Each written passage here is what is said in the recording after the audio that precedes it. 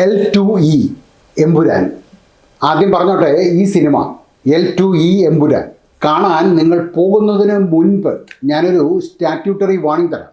ഇതുവരെ മലയാള സിനിമ ലോകത്ത് കണ്ടിട്ടുള്ളതിൽ വെച്ച് ഏറ്റവും അധികം ഹൈപ്പ് കിട്ടിയ ചിത്രമായതുകൊണ്ട് never ever watch this film imbibing that much hype.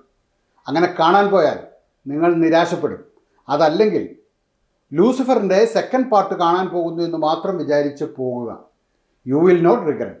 ലൂസിഫറിൻ്റെ രണ്ടാം ഭാഗം എമ്പുരാൻ ഒരു ബെഞ്ച് മാർക്ക് സെറ്റ് ചെയ്യുന്നുണ്ട് യഥാർത്ഥത്തിൽ. അതിലെനിക്ക് തോന്നിയത്, ഒരു ചലച്ചിത്രകാരൻ്റെ അല്ലെങ്കിൽ ഒരു കൂട്ടം ചലച്ചിത്രകാരന്മാരുടെ ഇന്ത്യൻ സിനിമയെ വേൾഡ് സിനിമ അല്ലെങ്കിൽ ഗ്ലോബൽ സിനിമ എന്ന തട്ടകത്തിലേക്ക് കയറ്റി വയ്ക്കുന്ന ഒരു സിനിമാറ്റിക് വിഷൻ അല്ലെങ്കിൽ ഒരു സിനിമാറ്റിക് അംബീഷൻ ഉണ്ടല്ലോ, അതാണ് എമ്പുരാൻ. പൃഥ്വിരാജിൻ്റെ, മുരളി ഗോപിയുടെ, സർവോപരി മോഹൻലാലിൻ്റെ, ഇവരുടെ ആ ഒരു അഭിലാഷവും തൃഷ്ണയുമാണ് ഈ സിനിമ. കാരണം കഥ പറയുന്ന രീതി, സിനിമ കൊണ്ടുപോകുന്ന ഒരു സ്കെയിൽ, ഇതെല്ലാം വേൾഡ് ക്ലാസ് ആണ്.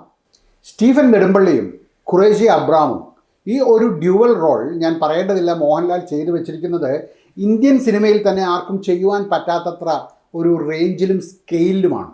ഇതുപോലൊരു കഥാപാത്രത്തെ അവതരിപ്പിക്കുന്ന മോഹൻലാലിൻ്റെ നടന വൈഭവം മറ്റൊരു ബെഞ്ച് മാർക്ക് തന്നെയാണ്.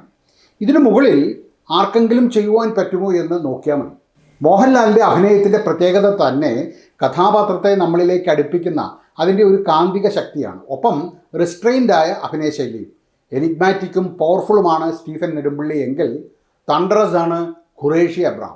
ലാലേട്ടൻ്റെ ഇൻ്റർവെല്ലിന് മുൻപുള്ള എൻട്രി ഉറപ്പായും ഗൂസ് ബംസ് ഉണ്ടാക്കും. ഇതുപോലൊരു high and action packed explosive political thriller വേണ്ടുന്ന എല്ലാ ചേരുവകളും ചേരുംപടി ചേർത്തുള്ള പൃഥ്വിരാജിൻ്റെ സംവിധാനം. വെറുതെ പറയുന്നതല്ല, ഈ ഒരു മീഡിയത്തിലുള്ള അദ്ദേഹത്തിൻ്റെ command, it is seen in the every single shot of this movie.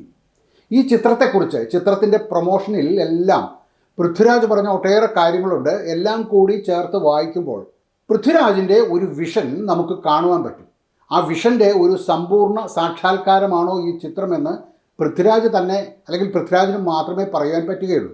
പക്ഷേ ആ വിഷൻ ഈ ചിത്രത്തിൽ നമുക്ക് വ്യക്തമായി കാണുവാൻ പറ്റും. മലയാള സിനിമയുടെ മാത്രമല്ല, ഇന്ത്യൻ സിനിമയുടെ തന്നെ ഒരു ബാർ ഉയർത്തുന്നുണ്ട് എമ്പുരാൻ.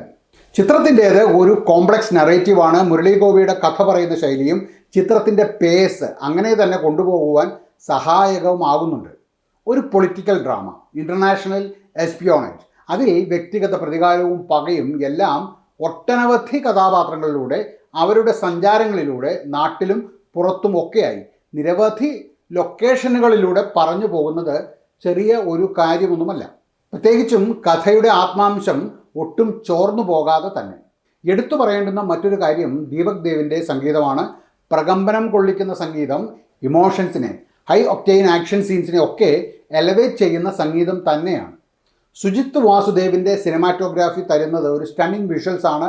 ഹോളിവുഡിനെ വെല്ലുന്ന, ഒരു സിനിമാറ്റോഗ്രാഫർക്ക് വെല്ലുവിളി ഉണ്ടാക്കുന്ന രീതിയിലുള്ള ബ്രഹ്മാണ്ഡ കാഴ്ചകളാണ് സുജിത്ത് ഈ ചിത്രത്തിൽ ഒരുക്കി വച്ചിരിക്കുന്നത്. ആക്ഷൻ ഇല്ലാത്ത എമ്പുരാൻ എന്തെമ്പുരാൻ അല്ലേ?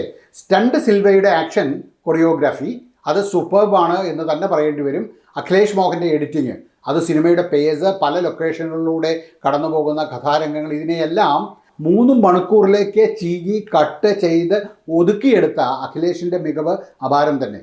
പ്രേക്ഷകനെ സീറ്റിൽ പിടിച്ചിരുത്തുവാൻ എഡിറ്റിംഗ് സഹായിക്കുന്നത് ചെറുതൊന്നുമല്ല. മഞ്ജു വാര്യർ, ടൊവിനോ തോമസ്, സായികുമാർ, ബൈജു, അഭിമന്യു സിംഗ്, ഇന്ദ്രജിത്ത്, കിഷോർ, സുരാജ് വെഞ്ഞാറമൂട്, മണിക്കുട്ടൻ, അങ്ങനെ അഭിനയ മികവ് സമ്മാനിക്കുന്ന വലിയൊരു താരനിര തന്നെയുണ്ട് ഈ ചിത്രത്തിൽ.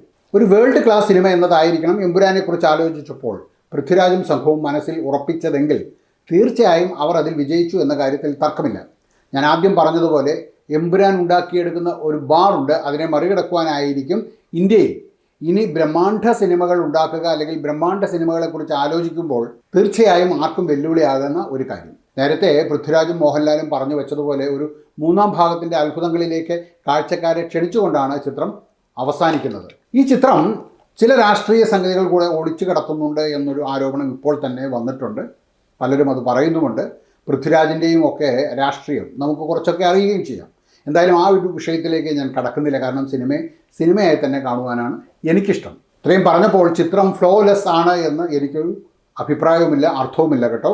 എന്നിരുന്നാലും എക്സ്പെക്റ്റേഷൻ ലെവൽ ഹൈ ആയിരിക്കുമ്പോൾ കുറച്ചു പേർക്കെങ്കിലും ചിത്രം അവർ ഉദ്ദേശിച്ച ആ ലെവലിലേക്ക് എത്തിയോ എന്നൊരു സംശയം ഉണ്ടായേക്കാം. പൊതുവേ ഞാൻ ഒരു സിനിമയും വലിയ എക്സ്പെക്റ്റേഷൻ വെച്ച് കാണാൻ പോകാറില്ല. പ്രൊമോഷനും മറ്റും പലപ്പോഴും ഒരു തള്ളു പരിപാടിയായി തോന്നിയിട്ടുമുണ്ട്. അതുകൊണ്ട് കൂടിയായിരിക്കാം എനിക്ക് അങ്ങനെ തോന്നുന്നത്. എന്തായാലും എമ്പുരാൻ നല്ല ഒരു അനുഭവമായിട്ട് തോന്നി. നിങ്ങളുടെ അഭിപ്രായങ്ങൾ കമൻറ്റ് ബോക്സിൽ രേഖപ്പെടുത്തുക. വീഡിയോ കണ്ട എല്ലാവർക്കും നന്ദി. നമസ്കാരം.